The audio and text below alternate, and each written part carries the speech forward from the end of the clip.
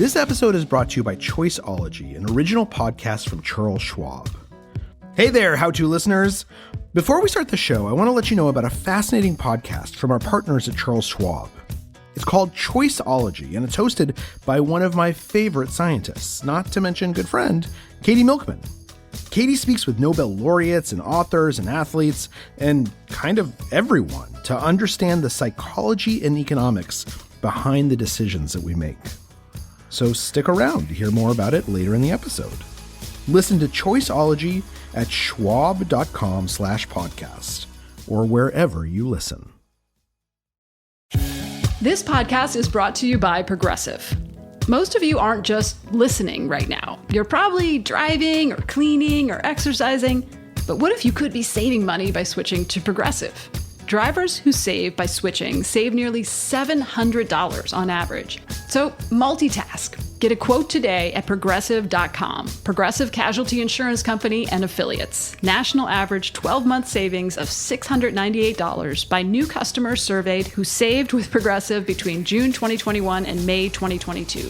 Potential savings will vary. Discounts not available in all states and situations. If your company asked you to come back in the same role, I mean, let's just say that somehow they were like, oh, our mistake, please come back and do the exact same thing you were doing before. Would you take that opportunity? So yes, in a heartbeat, I would. It almost feels like, when you're in a relationship and you thought things were going well, you see a future, and then, they show up to dinner and they're like, hey, this isn't working out. Sorry, bye. Yes. It felt unfinished, I guess. Welcome to How To. I'm Carvel Wallace. If you've been following the news, even loosely, over the past few months, then you've probably heard about the large numbers of corporate layoffs, specifically in the tech world. We're talking thousands of people losing their jobs all at once. This is what happened to our listener this week, who we're calling Pauline. She was working as a recruiter in the tech industry when she woke up one morning and logged in for what she thought was going to be a normal day at work. So I got up, I made coffee. I actually had signed on to work a little early to get started on a project I was excited about. And then I got the email, and at first I couldn't even see it.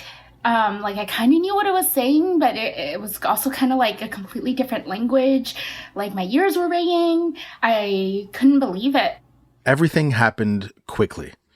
Pauline realized that she was locked out of her computer and her files, and as a remote employee, this meant that she lost easy access to her network of people. So she desperately tried to reach her coworkers via text, only to find that they too had been locked out. So there was just a lot of confusion about everything. And you didn't get like a Slack or anything or even a DM from any manager saying hey, we just want to check in about this is happening. You just opened up your email and there it was. Yes. As I understand it, my manager found out at the same time I did. Oh, wow. So it was sort of like a surprise for everybody. Pauline's entire department, her whole team, had been laid off. Other companies were laying people off, so it wasn't surprising. It wasn't surprising, but it was still shocking. Yes. So what now? Like so many people who've experienced an abrupt ending at work, Pauline is trying to figure out her next move while also trying to reconcile with the shock and honestly pain she's feeling. And she is not alone. It's unclear whether or not this trend will continue, but what is clear is that many of us also struggle with layoff anxiety. So on today's show, we're bringing in someone who has helped thousands of people bounce back from losing their jobs. I'm Susan Peppercorn. I'm an executive coach and a career strategist. Susan, this is, heartbreaking to hear Pauline's story, but it's not unfamiliar. You recently wrote in an article for the Harvard Business Review that something like 40% of Americans have been laid off at one time or another, and 50% have layoff anxiety. Is this a story that you find familiar? Absolutely. And I'm very sorry, Pauline, for what you've been through. No matter how many people have gone through this, it doesn't make it any easier for you. And there's research that says that being laid off from your job is as stressful as losing a family member. Yes, it's that deep. Suddenly having your livelihood taken away from you can feel overwhelming and frightening, even traumatic. So whether you've gone through this recently, or maybe you're just a little stressed because a layoff could be around the corner, Susan wants you to know you got this. And she has some wonderful, practical advice to ensure that you land on your feet. Stick around.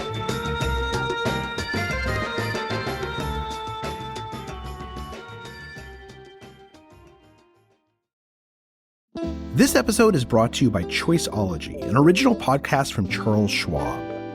Choiceology is a show all about the psychology and economics behind our decisions. Host Katie Milkman, who is an award-winning behavioral scientist, talks to authors and athletes and Nobel laureates and all kinds of other people about why we make irrational choices and how we can make better ones. I love Choiceology because Katie Milkman is one of my favorite people on this planet. You might remember that she came on an episode of How To help our caller figure out how to get the willpower in order to lose weight. And Katie on this podcast tells us every single time something new about how our brain works and what we should do to become the people that we want to be. Each episode, Katie shares the latest research in behavioral science and dives into questions like, can we learn to make smarter decisions? One of my favorite episodes comes from season 8, episode 6, and it's titled The Power of Negative Thinking. Annie Duke argues that people shy away from negative thinking because it can feel really unpleasant. But if you can push through that unpleasantness, then negative thinking can motivate you to take positive, preemptive steps that make success more likely. Choiceology is out now. Listen and subscribe at schwab.com/podcast. or find it wherever you listen. There's no doubt about it. College is stressful for both kids and their parents, especially when it comes to figuring out how to pay for it. Good thing there's now a resource to help college-bound families breathe easy. It's called College Ave Student Loans. College Ave is here to help you take the stress out of paying for college with loans designed to fit your unique budget and goals. Through a simple 3-minute application, flexible repayment options, and helpful tools, this is your shortcut on the road to college. To learn more, visit collegeav.com/howto and enter to win their $1,000 college scholarship. There's no purchase necessary to enter or win the scholarship. See official contest rules for details at collegeav.com/howto. Susan Peppercorn is no stranger to isolating and difficult job experiences. That's actually what brought me to coaching, because I never had anyone who helped me with my career. I frankly never had mentors. I started in the tech industry when it was in its infancy. And I was one of very few women in the field at the time. I left the field because I really didn't like it, and then I had to figure out what I wanted to do next. And because I bumped around for so long, I said, there's got to be a better way. And I want to help people figure out what that better way is. And that's what got me into coaching. Yeah.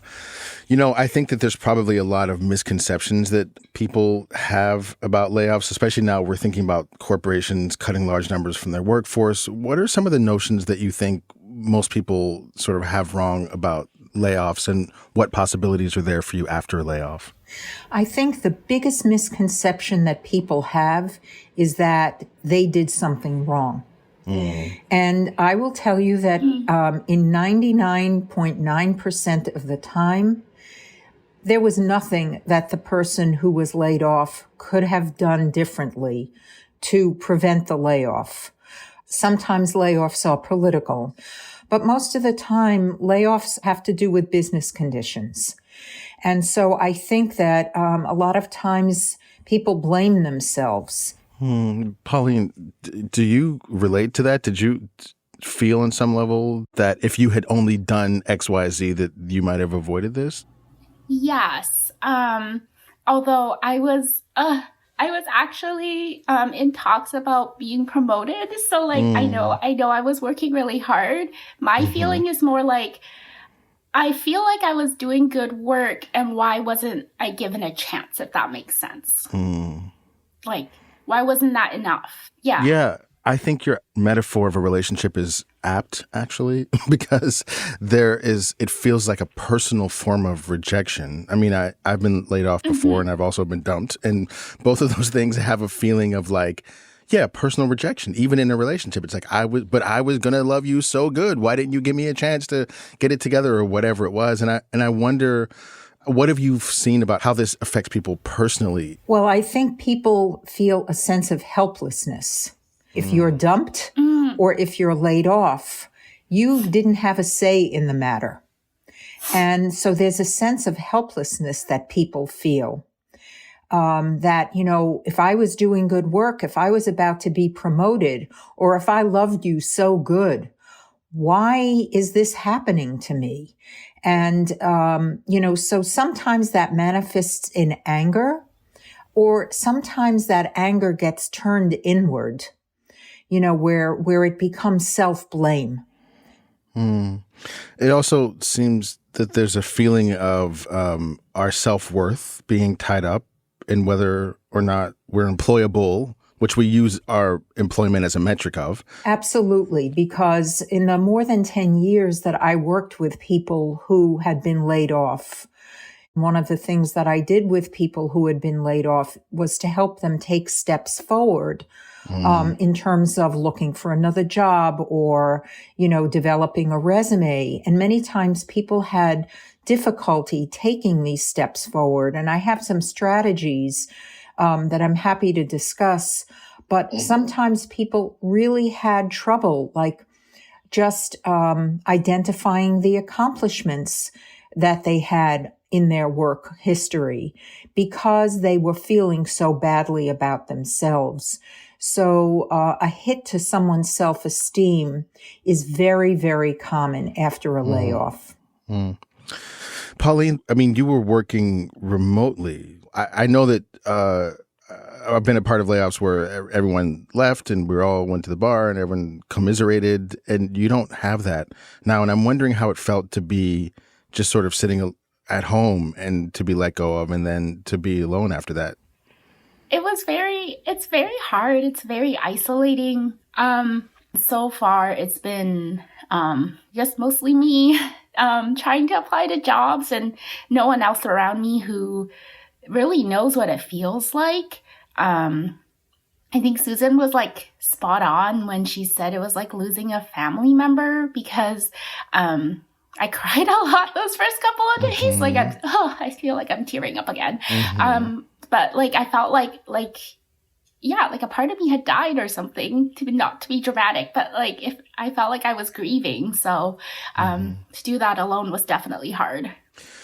Susan, I want to talk to you a little bit about what happens, or I want you to talk to us a little bit about what happens in those early moments of shock and overwhelm and grief. How do you recommend people work their way through the initial intensity and onslaught of new emotions after receiving news of a layoff? Well, it's a great question. And the first piece of advice that I would give to anyone is to give yourself some grace. So allow those emotions. I mean, if you feel like you need to cry, Pauline, as you said, allow yourself to do that. The second thing is don't keep your layoff a secret. I've worked with people who were hesitant to tell family members about the layoff. If they were providing support to their families, they were afraid that, their families would be worried. Sometimes concerned family members may freak out. So if you tell a parent, for example, they may say, oh my goodness, what's going to happen now? What are you going to do to find another job? And how are you going to do that? And even though you should not have to be in the role of caretaker, you want to be able to say to that person who may have a very anxious or worried personality, it's going to be okay. Because it will be okay. You have good skills that you've developed. And those skills did not go away because you got laid off. Just let people know you're going to be okay and you need them to be positive for you. So that's actually our first rule. As best as you can, set aside any feelings of shame. Of course, they come up naturally, but try not to take them too seriously. Just because you feel it doesn't mean you have to believe it. And by set aside, I don't mean bottle it up. You can and should fully feel your emotions, but don't let those emotions rewrite your narrative or lessen your self-worth. You can help buoy yourself by leaning on loved ones. Outsource that self-confidence if you need a little boost. You mentioned, Susan, that it's important to tell everybody. Do you think it's a good idea to tell when you're looking for positions and like in interviews? Because that's something I'm worried that there's a stigma attached to being laid off. Pauline, there is no stigma attached to being laid off. Because an interview question that is almost certain to be asked is, why are you looking? And so you need to own this in the sense that you can say, my company went through a downsizing, and unfortunately, I and a number of people were affected by job cuts. And if you say it with confidence, people are going to accept it. Certainly because you're coming out of the tech industry, everyone knows that the industry has been impacted by layoffs. And in fact, if you know how many people in your organization were cut, you can even couch it in terms of a percentage or in terms of numbers. But don't be defensive about it. Thank you. Yeah, Pauline, that reminds me, you do work in recruiting, and I'm wondering, since you have presumably helped a lot of people find positions, I'm wondering what advice you would give to yourself in this situation. Yes, that's a good question. I don't think I've ever stopped to think about that. I think that I would say that it would be a good idea to take some time to think about what I've been doing. I admit, I don't think I took that advice. I have been applying quite feverishly, just terrified. Yeah. I wonder about that, Susan, because I know that when I have fear, sometimes my response is to overcorrect by flying into action. And especially with job stuff, you feel like if I don't get something going now, the whole world is going to collapse. And I'm going to, the idea that it's a numbers game, that the more you do, the more success you're going to have. So you better get going from sun up to sundown and pound the pavement. Do you think that is the right approach for most people? So it's a strategy that usually doesn't work very well and tends to cause a lot of burnout. So, Pauline, a few things I would recommend. First is I would make a list of the things that you think you do well. What is it that made you a really good recruiter? So that when you get asked that on an interview, what could you say? And maybe have some stories to back that up. The second thing I would say is that applying online has very low success rates. A better strategy would be to connect with people in your network who are at companies that you've heard good things about. If you see a job posted on LinkedIn, for example, look to see who you're connected with that may work at that organization. So rather than just apply there, see who you know that might make an introduction for you, because those strategies typically result in a better success rate, because organizations like to hire people that are referred to them rather than people that just apply online. Yes. I struggle with the feeling that I guess I'm bothering people, or, that I haven't really spoken with these people and now I'm trying to ask for a job. I don't think that's necessarily the right perspective, but does that make sense? Yeah, so you're not asking them for a job. You're asking them for information or you're asking them for advice. So I would start with people that you know well. You want to ask them, gee, I want to learn more about your company and what it's like to work there. And, what I might do to position myself to be, a terrific candidate. With so many people having had the experience of being laid off, most people are willing to give advice because they've been there before. Yeah, I mean, I might even argue that there's a lot of cases where people want to be able to give advice because it helps them feel helpful and it helps them feel like they can do something, they can share something, especially if you're asking for guidance, not necessarily asking for a handout. Exactly. Yeah, I love that advice. I wonder how that's landing for you, Pauline. It sounds like that there is this anxiety about, or the kind of like concern about not wanting to appear to be asking for too much from people. And I wonder how it feels to have it suggested to you that actually you can ask for more and be more forthright and candid about your situation and your needs.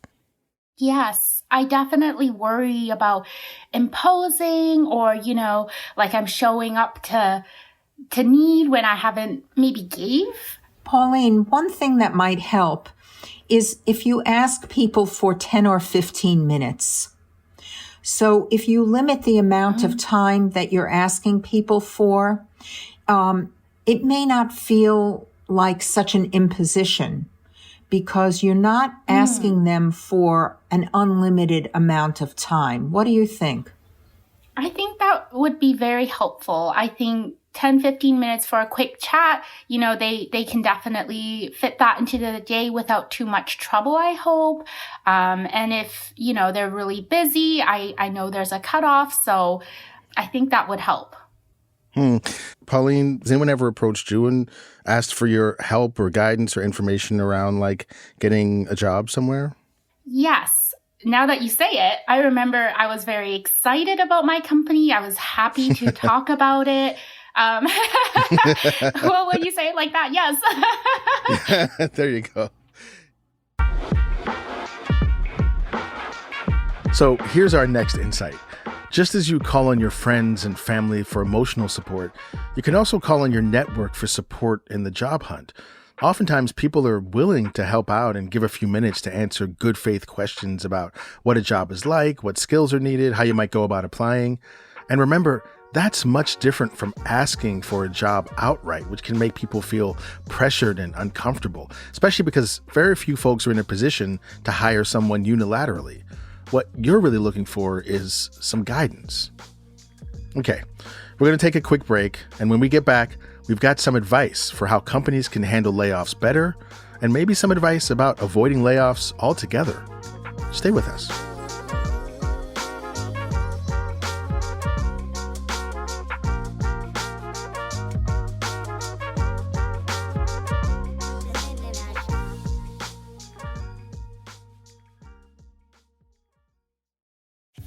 Macy's is committed to creating brighter futures for all and empowering a new generation of leaders. That's why they're continuing support of Girls Incorporated all through March. Your online or in-store donation will help fund education and career readiness programming, inspiring all girls to be strong, smart, and bold. Give back and learn more at Macys.com/purpose.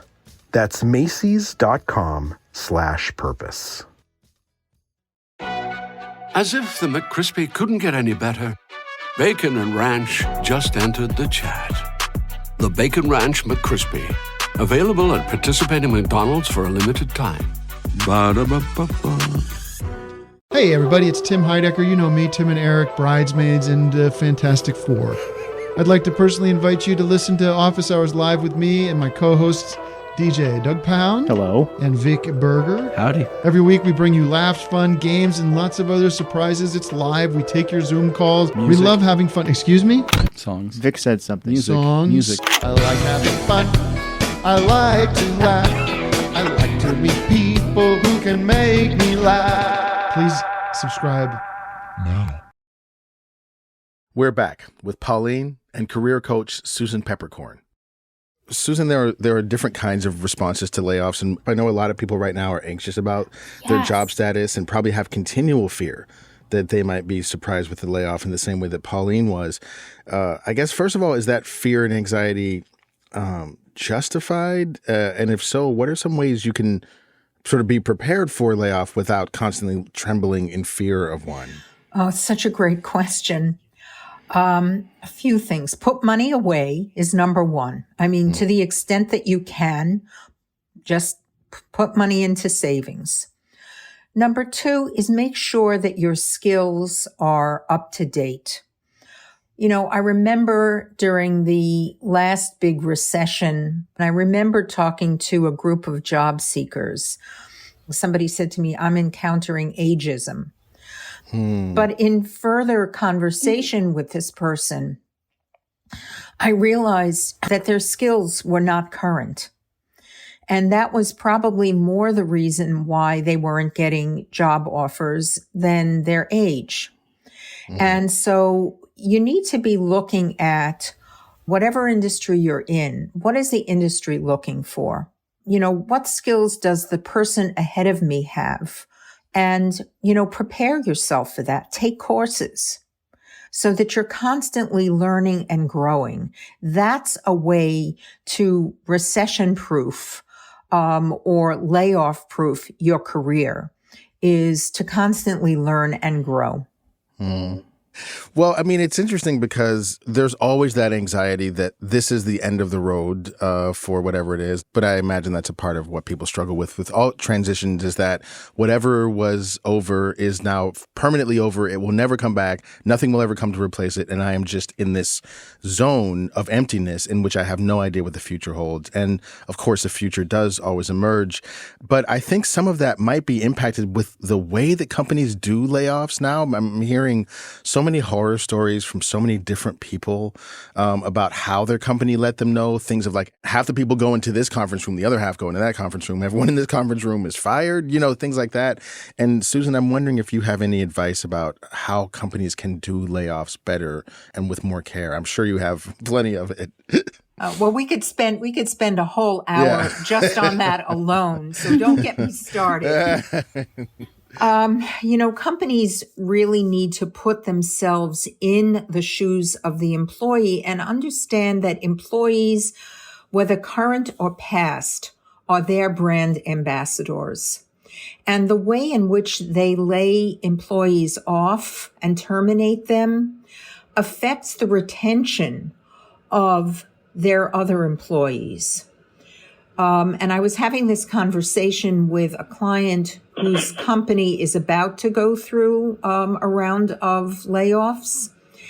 And I said to her that if they want to retain the employees that will not be impacted, then they really need to think about the kindness with which they undergo the layoff process. So what do I mean by that? One, you want to give employees as much notice as possible. I mean, I have heard stories recently about employees being notified on maternity leave, you know, paternity leave, email, text message.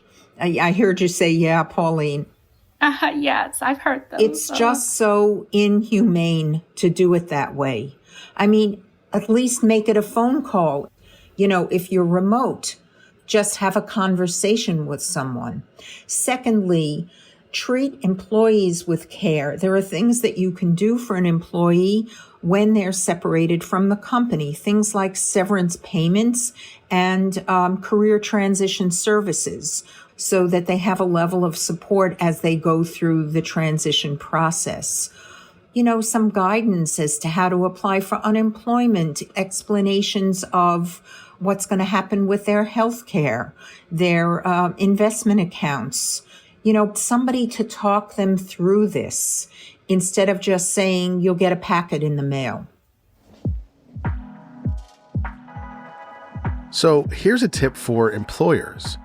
We know that layoffs can sometimes be a painful requirement of keeping the larger ship afloat, but that doesn't mean your employees don't deserve a lifeboat or a life vest at the very least. As we've already heard, Ending employment can be shattering and leave people in a lurch. The very least you can do is show some humanity. And if you can't find it in your heart to do it for them, I guess do it for your company.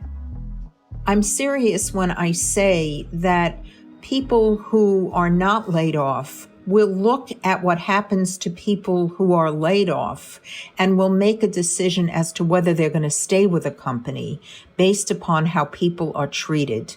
Because people who are laid off are also brand ambassadors.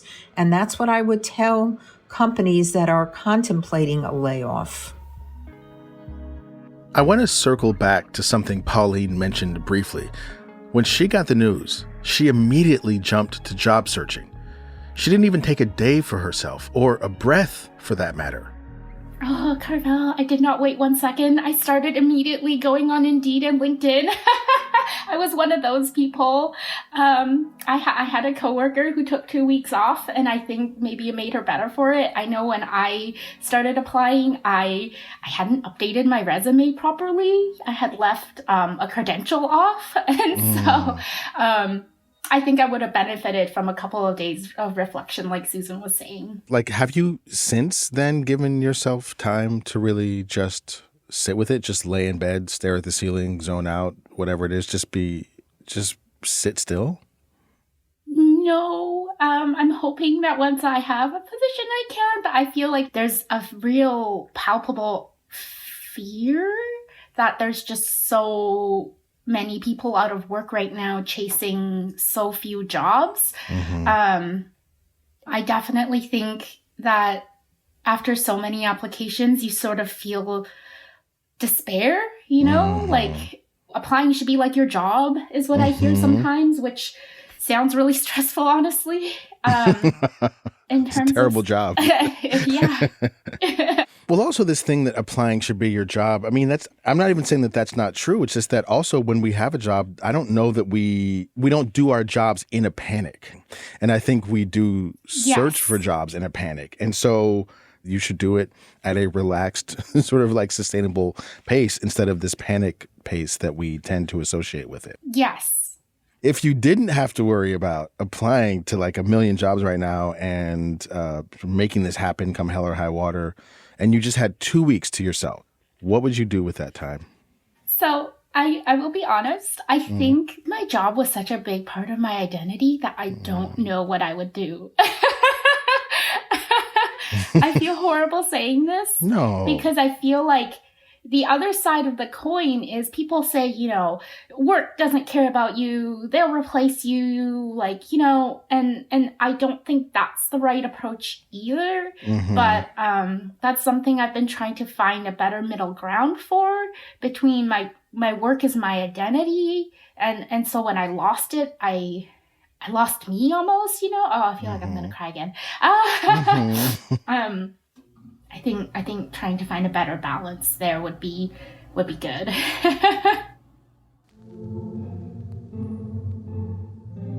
Look, if we're being completely honest, what Pauline says is right.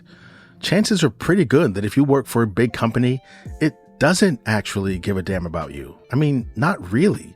They will show you the door if they need to, no matter what you have going on in your own life. So it can be hard to see yourself giving everything to your company under those conditions. But it might help to remember that it's not always your company that you're giving to. It's also yourself. Sometimes you show up and do a good job because you have some integrity and you know that it feels better to turn in a job well done. So maybe there is a middle ground. Maybe you don't have to sacrifice everything to a corporation, nor do you have to treat your job with unending contempt. Maybe you can find a way to treat your work as an investment in yourself, a place to build skills, gain experience, form connections that you will call on later.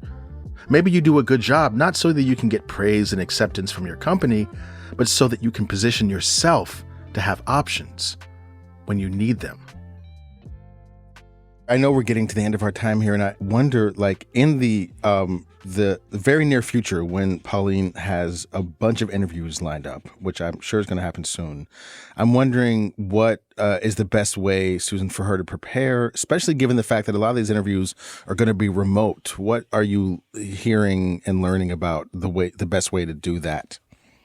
There is a page on LinkedIn, and if you Google interview questions on LinkedIn, Pauline, this page will come up. Okay.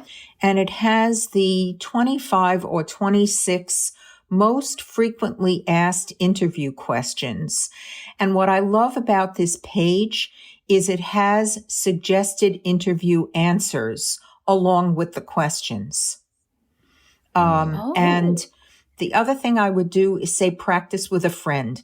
Get the list of those questions and practice with a friend. Practice is really important when it comes to interview preparation. I love the idea of connecting with a friend, especially because it solves also the issue of the feeling that you're doing this alone. If other people in your field have been laid off, you may be able to kind of be in touch with them and say, like, how's your search going? Can we work on this together? Can we boost each other up? Yes, often in interviews, you don't get feedback at all about how you did. It's either you got the job or you didn't. So I think that being able to practice and being able to hear feedback would be amazing, especially before a really big interview. I think as I go hopefully to a new job, is there anything I can proactively do in terms of building those connections? Just because I feel like I was very unprepared this time. I would say understand the financial health of the company that you're interviewing with. I mean, you can't predict everything. But, just understand if the company where you're interviewing is financially healthy. And then even if you're a remote employee, try to build relationships by, setting up virtual coffee chats with people. If you're supporting people by doing recruiting for certain, line organizations in the company, get to know as many people as you can. I love that. Thank you so much, Susan, for your time. I've never been able to talk specifically to a career coach, and it really feels good to know that not only are others going through it, but that I feel like I have steps I can take. So I really, really appreciate you setting this time aside. Absolutely, Pauline. And I hope that I was able to, to help you. And please stay in touch.